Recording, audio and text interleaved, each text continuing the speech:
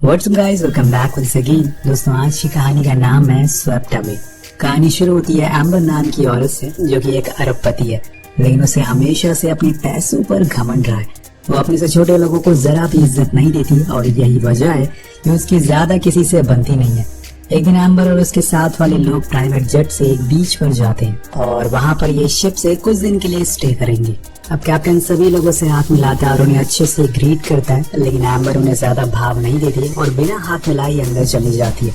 जैसे कि हम उसका नेचर जानते हैं, उसी दौरान हम माइक नाम के आदमी को भी देखते हैं जो उसे शिप में क्लीनिंग का काम करता है। वो एम्बर से कुछ खास खुश नहीं था। उसने आते ही सबको ऑर्डर देना शुरू कर दिया था। अब माइक भी उसके सामान को लेकर उसके पीछे पीछे रूम तक जाता है और फिर वापस जाने लगता है, लेकिन एम्बर उसे रोक कर कहती है कि क्या इस शिप में जिम है। वो मना करता है, लेकिन कुछ देर बाद वो कार्डियो साइकिल ला कर देता है और कहता है कि मैम आप इसे इस्तेमाल कर सकती हैं। अब ये बात एम्बर को बहुत बुरी लगती है, क्योंकि पहली बार जब उसका किसी ने मजाक उड़ाया था वो उस पर बहुत चिल्लाती है और धमकी भी देती है कि वो उसे इस काम से निकलवा देगी।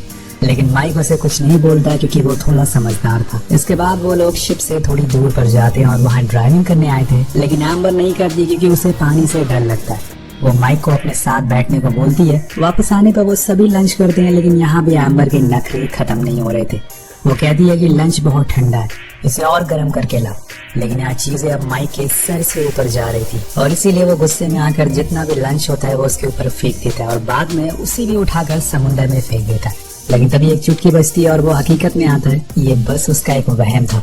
अगर उसने ऐसा कुछ किया तो पहले तो उसकी जॉब जाएगी और फिर हो सकता है कि एम्बर उसे बर्बाद भी कर दे। यही कारण है कि वो चुपचाप जाकर अपने दोस्तों को लंच गर्म करने को कहता है। अब ऐसे ही एम्बर के नखरे झेलते झेलते कई दिन हो जाते हैं। फिर एक दिन शिप में कुछ दिक्कत है तो वो माइक से कहती है कि उसे फिशिंग करने जानी है। वो उसे बताता है कि मैम ऐसा करना खतरे से खाली नहीं होगा, क्योंकि मौसम खराब होते हुए दिख रहा है और ऐसे में बाहर जाना सही नहीं है। लेकिन एम्बर एक नंबर की जिद्दी थी, वो नहीं मानती और कहती है कि मुझे एक छोटी सी बोट चाहिए जिस पर बैठकर हम यहाँ से दूर जाकर फिशिंग कर सकें। तो माइक को एक बोट का इंतजाम करना पड़ता है जिसे लेकर वो शिप से दूर जाने लगते हैं, जहाँ पर उन्हें कुछ मछलियाँ मिल सकती हैं। लेकिन इन्हें इस बात का जरा भी अंदाजा नहीं है कि आने वाले जितने भी दिन होंगे इनके लिए वो हमेशा के लिए यादगार हो जाएंगे। अब कुछ देर के बाद ये लोग फाइनली उस जगह पर पहुंचते हैं जहाँ से माइक को लगता है कि अब यहाँ पे फिश पकड़ी जा सकती है, लेकिन एम्बर उसे और आगे जाने को कहती है। वो फिर से बोट स्टार्ट करता है, लेकिन अब वो शुरू होने के नाम ही नहीं ले रही थी। कुछ देर कोशिश करने के बाद माइक को पता चलता है कि इसमें तो पेट्रोल ही खत्म हो चुका है। अब जब ये बात एम्बर को पता चलती है तो वो आग बबूला हो जाती है और माइक पर चिल्लाती है। अब इसमें तो माइक की ही गलती थी, क्योंकि यार फ्यूल तो चेक करके लाना चाहिए था। लेकिन वो कहता है कि इसमें मेरी कोई गलती नहीं है, इसमें तुम्हारी गलती है। मैंने तुमसे पहले ही कहा था कि मुझे कुछ सही नहीं लग रहा, हमें वापस जाना चाहिए, लेकिन तुमने मेरी बात नहीं सुनी और अब भुगतो। अब यहाँ वो चुप रहने का नाम ही नहीं ले रही थी, इसलिए माइक खुद ही चुप हो जाता है और साइड में जाकर बैठ जाता है। कुछ देर बाद एम्बर का गुस्सा शांत होता है तो वो उसे बताता है कि हमारे पास अब कोई रास्ता नहीं है सिवाय किसी शिप के इंतजार करने के, अब जो कि इस बोट पर पैडल भी नहीं है जिससे कि हम थोड़ी दूर वापस जा सके। अब वो दोनों उसी जगह पर बैठ जाते हैं और अब उनके पास इंतजार करने के अलावा कोई चारा नहीं है। ऐसे ही करते करते रात हो जाती है और फिर सुबह, लेकिन कोई फायदा नहीं होता। दोनों ऐसे ही बीच समुंदर में अपनी छोटी सी बोट पर बैठे रहते। अब इन्हें यहाँ पूरे 6 दिन बीत चुके हैं पर कोई मदद के लिए नहीं आए। इन्होंने कई दिनों से कुछ खाया भी नहीं है। जो भी खाने का सामान था एम्बर अपने साथ लाई थी वो तो कब का खत्म हो चुका है। लेकिन जैसे जैसे दिन बीत रहे हैं इन लोगों की दिक्कतें बढ़ती जा रही थी।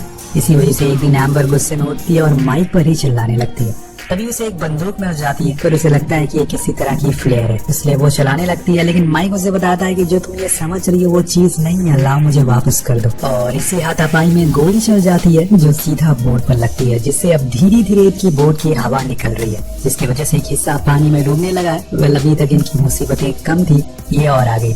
उसी रात तेज बारिश होती है और तूफान भी आता है। दोनों उस बोट को पकड़कर जैसे तैसे सरवाइव कर लेते हैं। जब सुबह होती है तो उनकी किस्मत चमक चुकी थी, क्योंकि सामने एक आइलैंड था। फाइनली दोनों बोट को हाथ पैर मारते हुए उस आइलैंड तक पहुंचते हैं। लेकिन वहाँ पहुंचते ही माइक कहता है कि अब एडवेंचर खत्म हुआ।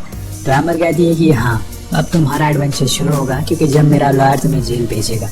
लेकिन अब माइक को पता था कि यहाँ से निकलना इतना आसान नहीं है। पहले तो इन्हें लगता है कि जरूर इस आइलैंड पर कोई होगा, लेकिन थोड़ा छानबीन करने के बाद इन्हें पता चलता है कि ये बुरी तरह से एक डिजर्ट आइलैंड पर फंस चुके हैं।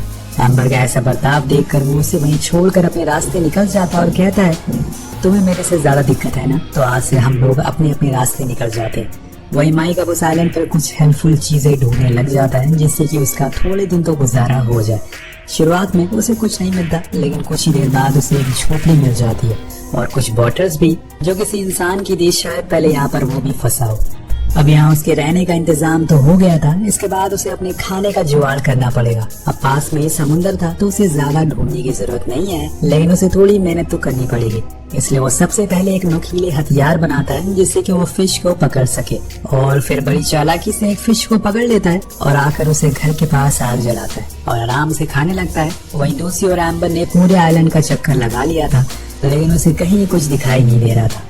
उसने अपनी पूरी जिंदगी एक एसी रूम में बिताई थी और एक चुटकी बजाने से उसे सब कुछ मिल गया था, लेकिन यहाँ पे उसे अपना गुजारा करने के लिए उसे अपने साहस और दिमाग की जरूरत पड़ने वाली है, जो कि उसके पास है ही नहीं। असल में दोस्तों, आपको इस कहानी में दो पहलू देखने को मिलेंगे। पहला ये कि कैसे एक गरीब आदमी अपनी जरूरतों को पूरा करने के लिए कोशिश करता है।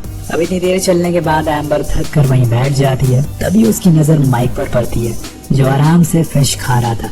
उसे देखकर एम्बर को जलन होने लगती है, लेकिन उसे भूख भी लगी थी, इसलिए अब उसे ईगो छोड़कर माइक से खाने की रिक्वेस्ट करनी होगी, क्योंकि अगर वो ईगो में रही तो भूखी मारी जाएगी। वो उसके पास जाती है और रिक्वेस्ट करती है कि एक मछली मुझे दे दो, लेकिन वो मना कर देता है क्योंकि उसने जो उसके साथ शिप पर किया था वो अभी भूला नहीं है और अब वो इतनी आसानी से उसे खाना तो नहीं देने वाला है। वो जाने लगता है, लेकिन गुस्से में एम्बर उस पर मिट्टी फेंक देती है और ये माइक से बर्दाश्त नहीं होता। वो सीधा एक उसे चाटा जड़ देता है और कहता है कि अगर तुम्हें खाना चाहिए तो मेरी कुछ शर्तें हैं जो तुम्हें माननी होंगी। पहली शर्त कि तुम दोबारा मेरी बेइज्जती नहीं करोगी। दूसरी, यहाँ बॉस मैं हूँ, अगर तुम्हें कुछ चाहिए तो तुम्हें उसे कमाना होगा। तीसरा ये कि अब से तुम मेरे सारे कपड़े धोगी और मुझे मास्टर कहकर पुकारोगी। मतलब दोस्तों, माइक उसे सही बदला ले रहा है। अब एम्बर मान जाती है क्योंकि उसके पास कोई ऑप्शन नहीं था, इसलिए अब उसके सारे काम करने लग जाती है, लेकिन गुस्से में।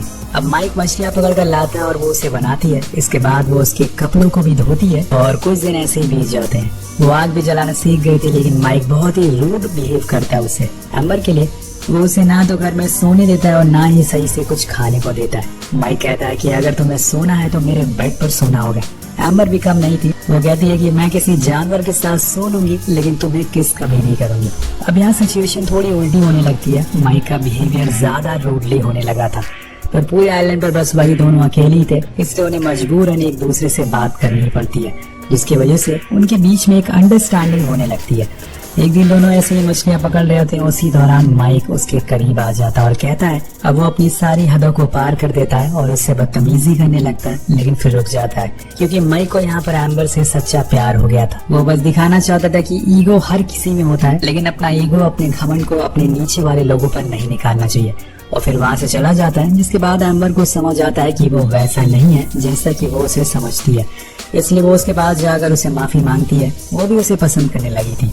उस दिन के बाद से वो दोनों काफी अच्छे दोस्त बन जाते हैं और सारे कामों को आधा आधा करके बांट भी लेते हैं। लेकिन यहाँ एम्बर को कहीं न कहीं ये समझ आ गया था कि बस पैसा ही सब कुछ नहीं होता, और उन पैसों ने ही उसे घमंडी बना दिया था। अब दोनों हर रोज अपने दिनों को अच्छे से जीना शुरू कर देते हैं। दोनों एक दूसरे के काफी करीब भी आ चुके थे। कहीं न कहीं एम्बर को माइक पसंद आने लगा था। वो उसे कहता है कि तुमने उस दिन मेरी कितनी बेइज्जती करी थी। एम्बर बताती है कि हर चीज के पीछे एक वजह थी। मेरे हस्बैंड के साथ मेरा डिवोर्स होने वाला है, जिस वजह से मैं बहुत ही इरिटेट हो चुकी थी और सभी के ऊपर चिल्ला रही थी, और ये बताते हुए वो रोने लगती है। तो माइक उसे फिर से संभालता है। इसके बाद से यहाँ पर उनके लिए एक नए जीवन की शुरुआत होती है। लेकिन एक दिन जब एम्बर लकड़ियाँ ढूंढ रही थी, तभी उसे एक क्रूज दिखाई देता है, एक शिप दिखाई देता है जो किनारे पर ही खड़ी थी। वो पहले तो आवाज लगाने की सोचती है, लेकिन बाद में रुक जाती है। उसे शायद अब वो दुनिया पसंद नहीं है जहाँ सिर्फ पैसों का मोल है, इसलिए उसने यही रहने का फैसला कर लिया है। लेकिन तभी वहाँ माइक आता है और उस क्रूज वाले को बुलाने लगता है, और एम्बर उसे ऐसा करने से रोकती है और कहती है कि माइक प्लीज चुप रहो।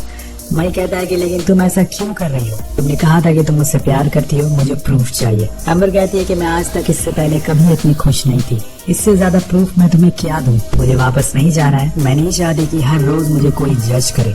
माइक कहता है कि अगर तुम मुझसे प्यार करती हो तो दुनिया में कहीं भी प्यार करती रहोगी। एम्बर उसे समझाती है कि अगर हम उस दुनिया में गए तो हम लोग अलग हो जाएंगे। प्लीज ऐसा मत करो, मुझे तुम्हारे साथ रहना है। I love you.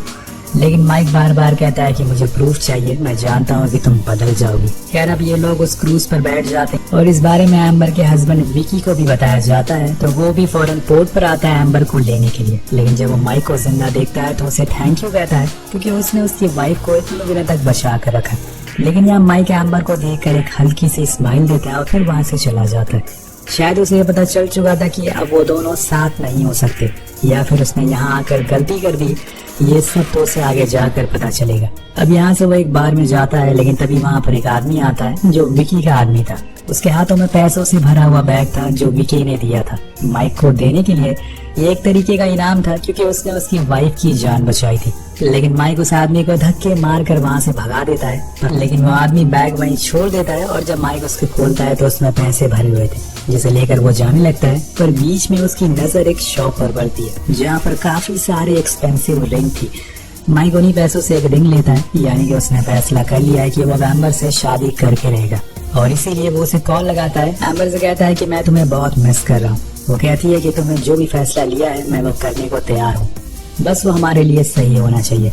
अगर तुम चाहते हो कि हम दोनों साथ रहें तो एक लेटर लिखो, मेरे होटल के रिसेप्शन पर छोड़ दो एम्बर के नाम से। तो वो मान जाता और फिर वो उस लेटर में लिखता है कि मैं तुम्हारा क्रूज गार्ड पर वेट करूंगा, जैसे ही तुम्हें ये लेटर मिले अपना सामान लेकर यहाँ आ जाना।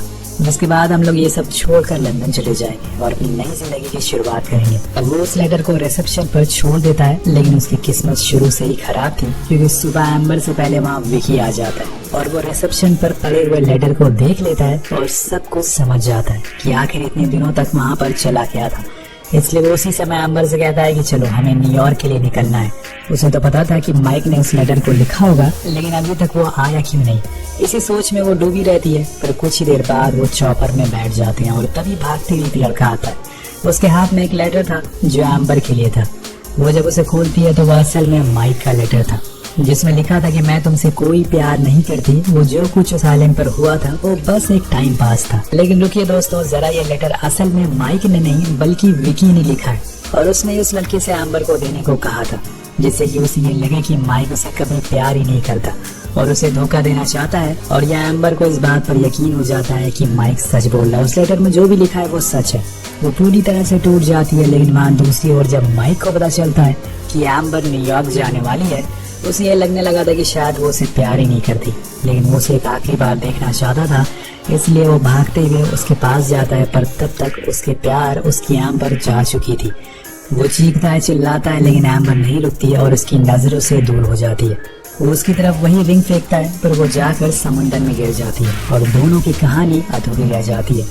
दोनों पूरी उम्र इसी सवाल में जीते रहेंगे और फंसे रहेंगे कि आखिर उसने ऐसा क्यों किया। इसीलिए कहते हैं कि समय का कोई भरोसा नहीं है, कब वो आपके दुश्मन को आपका हमसफर बना देगा, कब आपके चाहने वालों को आपका दुश्मन। इन दोनों के साथ भी वही हुआ। इन्होंने कभी नहीं सोचा था कि इस तरह से इनकी कहानी का अंत होगा। तो आपको इनकी कहानी कैसी लगी नीचे कमेंट करके जरूर बताओ।